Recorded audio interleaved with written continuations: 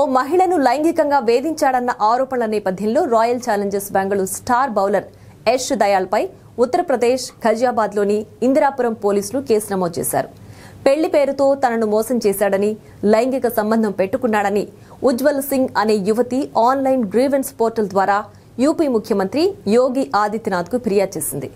శారీరకంగా, మానసికంగా తనను వేధించాడని ఆమె ఫిర్యాదులో పేర్కొంది.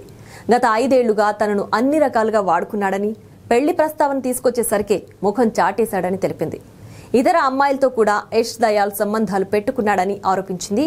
యష్ దయాల్తో జరిపిన చాటింగ్, స్క్రీన్ షాట్స్, ఫోటోలు, వీడియో కాల్ రికార్డింగ్స్ వంటివి పక్కా ఆధారాలు కూడా ఉన్నాయని వెల్లడించింది. రిలేషన్లో ఉన్న సమయంలో డబ్బులు కూడా తీసుకున్నట్లు పేర్కొంది.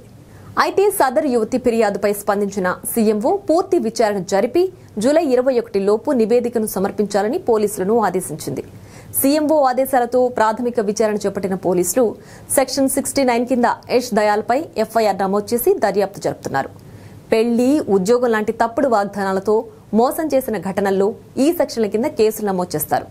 ఈ సెక్షన్ ప్రకారం నేరం రుజువైతే 10 ఏళ్ల వరకు జైలు శిక్షతో పాటు జరిమానా విధించే అవకాశం ఉంది. అయితే సదరు యువతే తనకు భారీ మొత్తంలో డబ్బులు ఇవ్వాలని యష్ దయాల్ పోలీసులను ఆశ్రయించాడు. తన ఐఫోన్, ల్యాప్టాప్ దొంగలించిందని ఖుల్దాబాద్ పోలీస్ స్టేషన్లో ఫిర్యాదు చేశాడు.